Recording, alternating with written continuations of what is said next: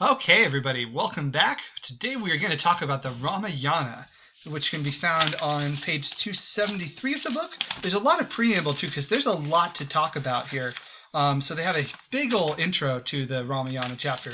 But I'm going to try and hit the high points of that discussion here. It's a very important work. The Ramayana is an epic. You might think of it as something like the Odyssey and the Iliad in ancient Greek culture. It's something that was originally probably a set of oral stories, but then later on was written down by one specific person and became an important part of the Hindu tradition, an important part of Hindu culture. We've only tangentially touched on Hindu culture so far, but Hindu mythology is pretty rich in the same way that Greek mythology is. And unlike Greek mythology, is still very active today in a way that, a lot of people still really passionately worship various gods from Hindu mythology. Hinduism is basically the religion of India, and the various gods of India are the Hindu gods. So that's kind of the background here. India has always had a sort of pluralistic relationship to the gods, meaning it's okay for people to believe in whatever gods they want to believe in, multiple gods, different interpretations of the same gods. There's a lot of different room for ambiguity. Maybe your gods are my gods in that sort of syncretism type way. In that way, it's a lot like Greece and original classic role Greece in being very open to a lot of different perspectives. But the Ramayana is one of the big epics that have become an important part of the culture.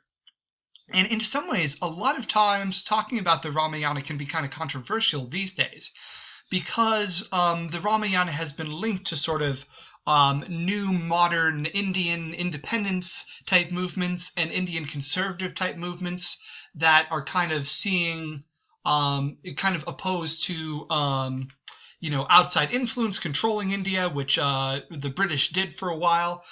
So there's some subjects in this story that can be kind of touchy. So just bear that in mind. And unlike a lot of the mythologies we've looked at, this one is very much a living mythology.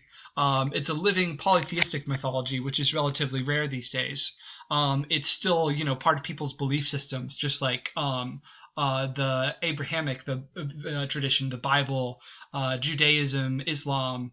All of these are part of a living tradition. So is the Ramayana in a certain sense. But it's also a really good story. Like the Odyssey and the Iliad, it's a pretty darn fun, good story as well. And more of an adventure story than, say, the Bible necessarily, which is a lot of different stories. The Ramayana is one big story from beginning to end. And it's long. What we have in the book is basically kind of a summary, kind of going book by book, chunk by chunk, giving a broad overview of the events that happen. But the full version is really quite long. There are some versions of that you can read if you're interested in it, though. Okay, so Ramayana is the story of a guy named Rama, and he is definitely our hero. Let's talk about Rama a little bit. Here's some pictures of Rama, as he is commonly depicted in the Hindu tradition. Rama, thing about Rama is you might notice a few characteristics of him. He was young and handsome. He's a hunter. He's wearing a lot of jewelry. He's got a bow and arrow. He looks like he might have some religious iconography on him as well. And oh yeah, he's also blue. Traditionally, Rama is depicted as having bluish skin, maybe sometimes just a tiny bit blue, or another one's very blue, sometimes also blue-black instead, but something along those lines. And that is kind of a sign that he has a certain sort of divinity to him, a certain magic. So Rama is the son of a king, but he's also an incarnation of a god, which is kind of interesting.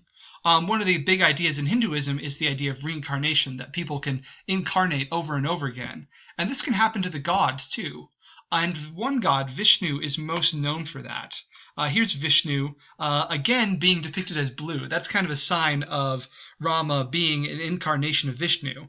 A few of Vishnu's different incarnations are blue.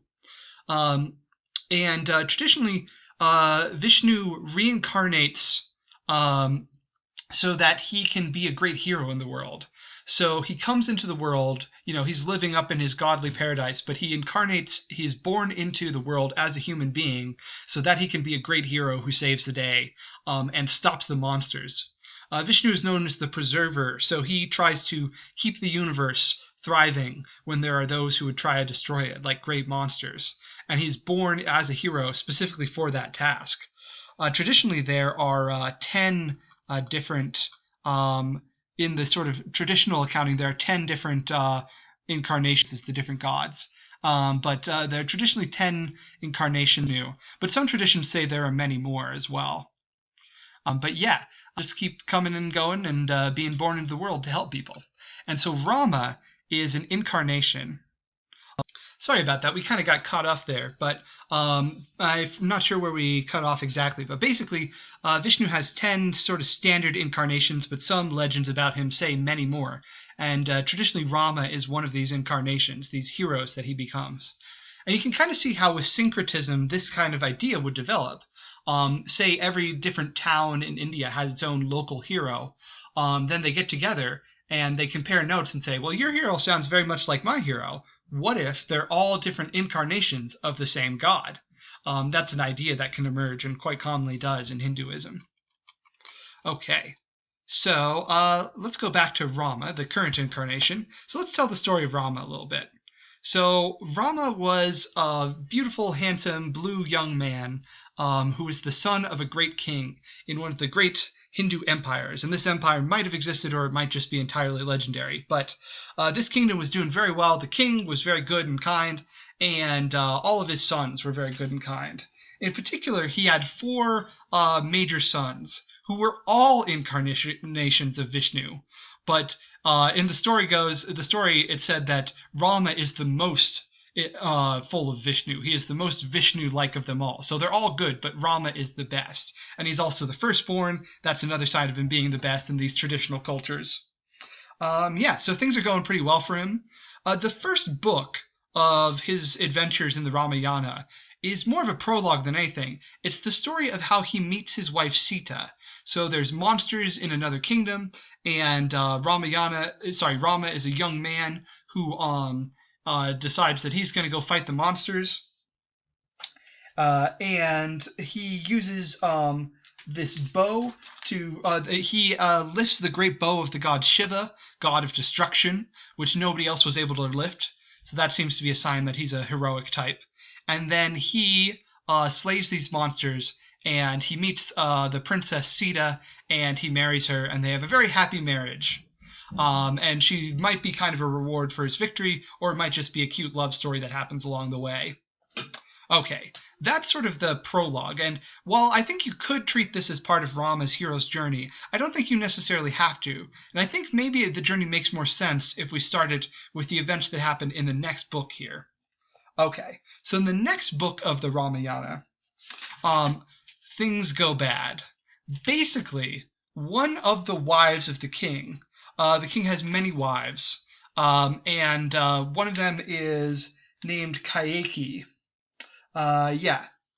And Rama has a brother, and his brother's name is Bharata. Okay, so Bharata is his brother. I need to stop saving here. Bharata is Rama's brother, and he's described as being almost as good as Rama. But there's a problem. One of the wives, Bharata's mother, basically, wants Bharata to get on the throne as the next king, instead of Rama being on the throne as next king. Now, this is not something that Bharata wants. Bharata is a very nice guy, very good boy, completely loyal to his older brother. But his mom is just causing all this trouble. And basically the king owes the mother a favor. So let's see. The mother in this case is Kayeki. There's a Y in there. Kaikeyi.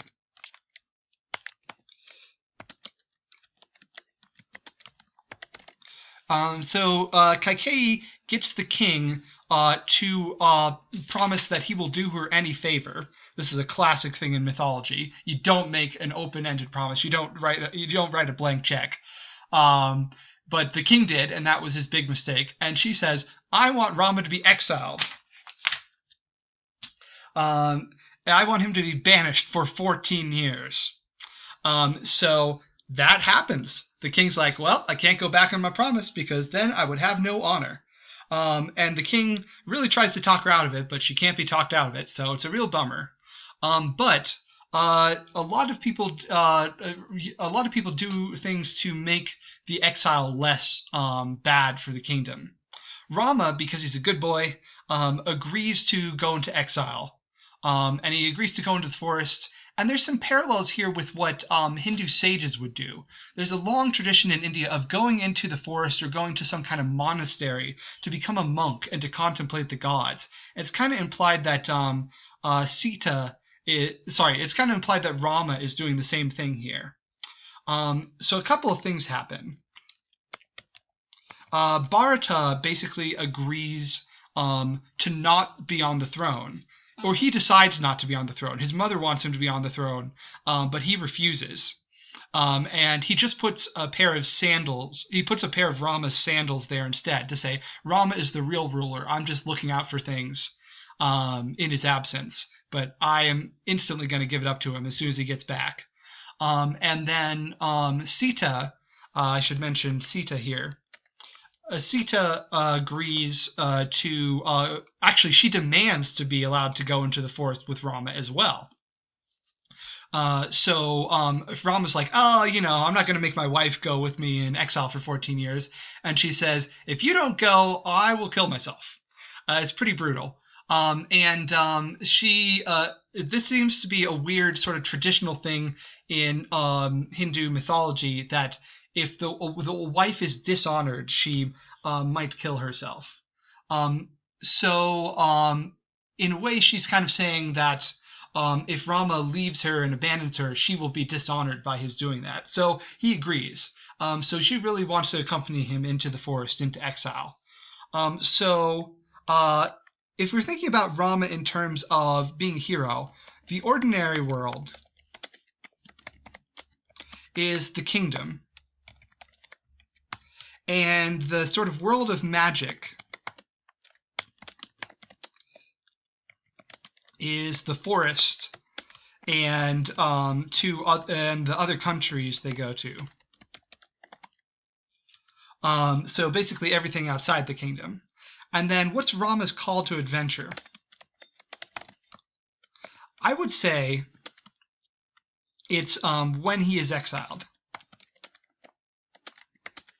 Because that is the thing that shakes up his life and sort of changes everything around him. Now, I think it's interesting to notice that a lot of our previous heroes have been exiled or have left their homes because they weren't satisfied with the way things were. They didn't fit into their normal society.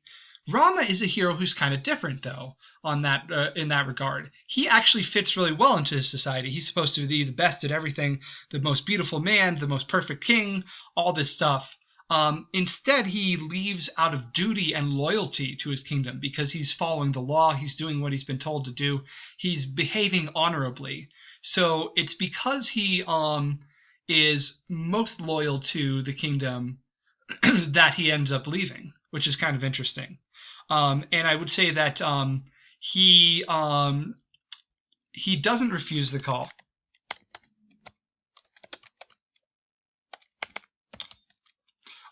So not really a necessary step. He's willing to go with the call. But you could maybe make a case that Bharata refuses the kingship. That would be his refusal of the call, but it doesn't really work for Rama. And Rama kind of refuses Sita, but Sita affirms the call. So that's the only kind of complication there. But Rama is loyal to his society, so he leaves his society because of his society telling him to, which is kind of interesting. So it's kind of unconscious. If he's so loyal to society and he fits in his society, it's going to be a thing that's unconscious on his part. He's kind of got to get dragged across the border. Let's pick that up in the next video. Sorry, I kind of rambled in this one, but we'll get there. We'll get through the story here.